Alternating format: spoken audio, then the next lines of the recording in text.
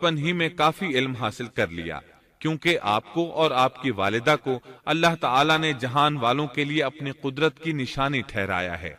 اللہ تعالیٰ سورۃ المومنون آیت 50 میں فرماتے ہیں، اور ہم نے ابن مریم اور ان کی والدہ کو ایک نشانی بنایا اور ان دونوں کو بلند اور صاف قرار والی اور جاری پانی والی جگہ میں پناہ دی۔ علماء کہتے ہیں کہ مریم علیہ السلام بیت اللحم سے بیت المقدس کی طرف منتقل ہو گئیں۔ بیت المقدس کے پاس ایک اونچی جگہ تھی، اس میں پانی کا چشمہ بھی تھا اور پھل بھی تھے۔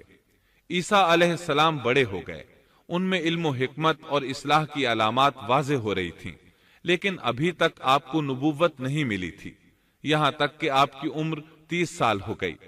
تب اللہ تعالیٰ نے آپ کو انجیل عطا فرمائی۔ اس کے بعد آپ نے اللہ کے رسول کی حیثیت سے دین کی دعوت شروع کی۔ اللہ تعالیٰ سورۃ المائدہ آیت 46 میں فرماتے ہیں، اور ہم نے ان کے پیچھے عیسیٰ ابن مریم کو بھیجا جو اپنے سے پہلے کی کتاب تورات کی تصدیق کرنے والے تھے، اور ہم نے انہیں انجیل عطا فرمائی جس میں نور اور ہدایت تھی، اور وہ اپنے سے پہلے کی کتاب تورات کی تصدیق کرتی تھی اور پرہیزگار لوگوں کے لیے سراسر ہدایت اور نصیحت تھی۔ اکثر مفسرین کا اس پر اتفاق ہے کہ عیسیٰ علیہ السلام کو 30 سال کی عمر میں انجیل عطا کی گئی، ساتھ ہی اللہ تعالیٰ نے انہیں عظیم معجزات عطا فرمائے۔ سورہ آل عمران آیت 48 اور 49 میں اللہ تعالیٰ فرماتے ہیں، اور اللہ اسے لکھنا اور حکمت اور تورات اور انجیل سکھلائے گا، اور وہ بنی اسرائیل کی طرف رسول ہوگا کہ میں تمہارے پاس تمہارے رب کی نشانی لایا ہوں۔ میں تمہارے لیے پرندے کی شکل کی طرح مٹی کا پرندہ بناتا ہوں، پھر اس میں پھونک مارتا ہوں تو وہ اللہ تعالیٰ کے حکم سے پرندہ بن جاتا ہے، اور اللہ کے حکم سے میں مادرزاد اندھے کو اور کوڑھی کو اچھا کر دیتا ہوں، اور مردے کو جلا دیتا ہوں، اور جو کچھ تم کھاؤ اور جو اپنے گھروں میں ذخیرہ کرو میں وہ تمہیں بتا دیتا ہوں۔ اس میں تمہارے لیے بہت بڑی نشانی ہے اگر تم ایماندار ہو۔ اس طرح عیسیٰ علیہ السلام بنی اسرائیل کی طرف مبعوث ہوئے۔ تمام نبی کسی خاص قوم کی طرف مبعوث ہوئے ہیں، جبکہ نبی اکرم صلی اللہ علیہ وسلم تمام انسانوں اور جنوں کے لیے رسول بنا کر بھیجے گئے۔ یہ آپ کی خصوصیات میں سے ایک امتیازی خصوصیت ہے۔ اللہ تعالیٰ نے عیسیٰ ابن مریم علیہ السلام کو عظیم معجزات عطا فرمائے۔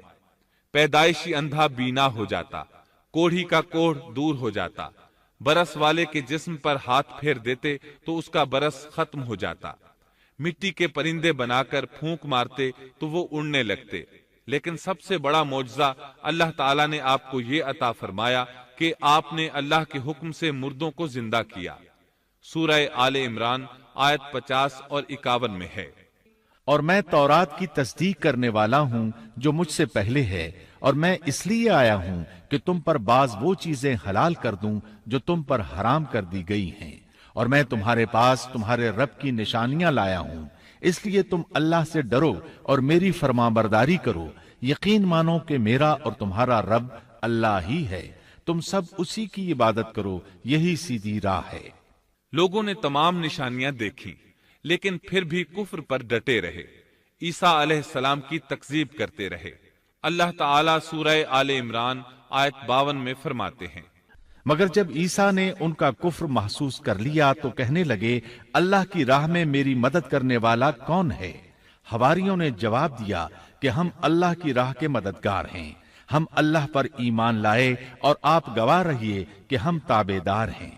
سورۃ الصف میں اللہ تعالیٰ عیسیٰ علیہ السلام کی زبانی فرماتے ہیں کہ انہوں نے ایمانداروں کو مخاطب کر کے کہا، اے ایمان والو، تم اللہ کے مددگار بن جاؤ، جس طرح مریم کے بیٹے عیسیٰ نے حواریوں سے فرمایا کہ کون ہے جو اللہ کی راہ میں میرا مددگار بنے؟ حواریوں نے کہا، ہم اللہ کی راہ میں مددگار ہیں۔ پس بنی اسرائیل میں سے ایک جماعت تو ایمان لے آئی اور ایک جماعت نے کفر کیا، تو ہم نے مومنوں کی ان کے دشمنوں کے مقابلے میں مدد فرمائی، پس وہ غالب آ گئے۔ اس کے بعد اللہ تعالیٰ نے دین عیسوی کو یہودیوں کے مذہب پر غالب کر دیا۔ جب لوگوں نے کفر کیا اس وقت صرف حواری آپ پر ایمان لائے تھے، ان کی تعداد صرف 12 تھی۔ بعد میں دین عیسوی کو اللہ تعالی نے مکمل طور پر غلبہ عطا فرمایا۔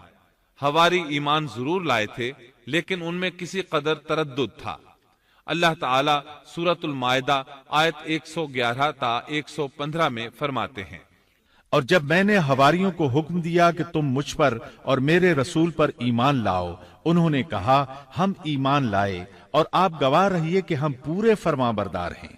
وہ وقت یاد کے قابل ہے جبکہ حواریوں نے عرض کیا، اے عیسیٰ ابن مریم، کیا آپ کا رب ایسا کر سکتا ہے کہ ہم پر آسمان سے ایک خوان نازل فرما دے؟ آپ نے فرمایا کہ اللہ سے ڈرو اگر تم ایماندار ہو۔ وہ بولے کہ ہم یہ چاہتے ہیں کہ اس میں سے کھائیں اور ہمارے دلوں کو پورا اطمینان ہو جائے اور ہمارا یہ یقین اور بڑھ جائے کہ آپ نے ہم سے سچ بولا ہے اور ہم گواہی دینے والوں میں سے ہو جائیں۔ عیسیٰ ابن مریم نے دعا کی کہ اے اللہ، اے ہمارے پروردگار، ہم پر آسمان سے کھانا نازل فرما کہ وہ ہمارے لیے، یعنی ہم میں جو اول ہیں اور جو بعد ہیں، سب کے لیے ایک خوشی کی بات ہو جائے اور تیری طرف سے ایک نشان ہو جائے، اور تو ہم کو رزق عطا فرما دے، اور تو سب عطا کرنے والوں سے اچھا ہے۔ حق تعالی نے ارشاد فرمایا کہ میں وہ کھانا تم لوگوں پر نازل کرنے والا ہوں، پھر جو شخص تم میں سے اس کے بعد کفر کرے گا تو میں اس کو ایسی سزا دوں گا کہ وہ سزا دنیا جہان والوں میں سے کسی کو نہ دوں گا۔ اور یہ اللہ تعالیٰ کی سنت ہے کہ جب منہ مانگا معجزہ آ جائے اور اس کے بعد بھی لوگ کفر کریں تو وہ تمام لوگ ہلاک کر دیے جاتے ہیں۔ آخر کار وہ کھانا اترنے لگا، انہوں نے اس کھانے کو کھایا اور ایمان پر قائم رہے، البتہ ان میں سے ایک نے خیانت کی، اس کا ذکر آگے آئے گا۔ ان مسلسل معجزات کا لوگوں میں چرچا ہونے لگا۔ یہودی عالموں اور بادشاہوں کو اس بات کی فکر ستا رہی تھی کہ لوگ ان کی پیروی چھوڑ کر عیسیٰ ابن مریم علیہ السلام کے پیروکار بن رہے ہیں، گویا ان کی حکومت ڈگمگا رہی تھی، دنیاوی بادشاہت بھی ہاتھ سے نکل رہی تھی اور دینی امور کی قیادت سے بھی ہاتھ دھونے پڑ رہے تھے۔ یہ صورتحال دیکھ کر یہودی عالم یہودی بادشاہ کے پاس گئے، اسے عیسیٰ علیہ السلام کے بارے میں خوف زدہ کرنے لگے، کہنے لگے وہ خود کو یہود کا بادشاہ خیال کرتا ہے اور دعویٰ کر رہا ہے کہ جلد تم سے بادشاہت چھین لے گا۔ بادشاہ کو اپنی حکومت کی پڑ گئی، اس نے حکم دیا اسے سولی پر چڑھا دو۔ اس وقت سزا کا یہی طریقہ تھا، آدمی کو قتل نہیں کرتے تھے، سولی پر لٹکا دیا کرتے تھے، ہاتھوں پیروں میں کیل ٹھونک دیے جاتے تھے، اسی حالت میں لٹکا ہوا وہ ختم ہو جاتا تھا۔ اس طرح یہودیوں نے عیسیٰ علیہ السلام کے قتل کا پروگرام بنایا۔ یہ آپ کے رسول بننے کے 3 سال بعد کی بات ہے۔ انجیل متی کے مطابق یہودیوں نے جس شخص کو عیسیٰ علیہ السلام کے خلاف ابھارا تھا وہ روم کا گورنر تھا، اس کا نام پونتس پیلاطس تھا۔ اس نے اپنے سپاہیوں سے مل کر عیسیٰ علیہ السلام کو گرفتار کرنے کی سازش تیار کی اور عیسیٰ علیہ السلام کے ایک شاگرد یہودا اسکریوتی کو 30 دینار پر جاسوسی کے لیے تیار کر لیا۔ ان دنوں عیسیٰ علیہ السلام مذہبی تہوار فصح منانے بیت المقدس آئے ہوئے تھے۔ یہاں عیسیٰ علیہ السلام نے کھانا کھایا اور اپنے 11 شاگردوں سمیت شہر سے باہر کتسمنی نامی ایک جگہ پر رات گزارنے کے لیے تشریف لے گئے۔ پھر اپنے شاگردوں سے الگ ہو کر اللہ سے یوں دعا کی، اے میرے اللہ، اگر ہو سکے تو یہ پیالہ یعنی موت مجھ سے ٹل جائے۔ اس کے جواب میں تسلی نازل ہوئی۔ علماء کا اس بات پر اتفاق ہے کہ جب یہودی عیسیٰ علیہ السلام کے شاگرد یہودا اسکریوتی کی یہ رہنمائی پر وہاں پہنچے جہاں عیسیٰ علیہ السلام اور ان کے شاگرد تھے، تو ان لوگوں نے عیسیٰ علیہ السلام اور ان کے حواریوں کا محاصرہ کر لیا۔ عین اسی وقت اللہ تعالی نے عیسیٰ علیہ السلام کو آسمان پر اٹھا لیا اور مخبری کرنے والے عیسیٰ علیہ السلام کے شاگرد یہودا پر عیسیٰ علیہ السلام کی مشابہت ڈال دی گئی۔ چنانچہ حکومت کے اہلکاروں، یہودیوں، حتیٰ کہ خود حواریوں نے بھی اسی کو عیسیٰ سمجھ لیا اور اسی کو لے جا کر پھانسی پر چڑھا دیا، جیسا کہ سورۃ النساء میں اللہ تعالیٰ فرماتے ہیں، اور اس وجہ سے بھی ہم نے ان پر لعنت کی کہ انہوں نے کہا کہ ہم نے مسیح ابن مریم جو کہ اللہ کا رسول ہے اسے قتل کیا ہے، حالانکہ نہ انہوں نے اسے قتل کیا اور نہ سولی دیا، لیکن ان کو شبہ پڑ گیا، اور جو لوگ اس میں اختلاف کر رہے ہیں وہ خود شک میں ہیں. انہیں حقیقت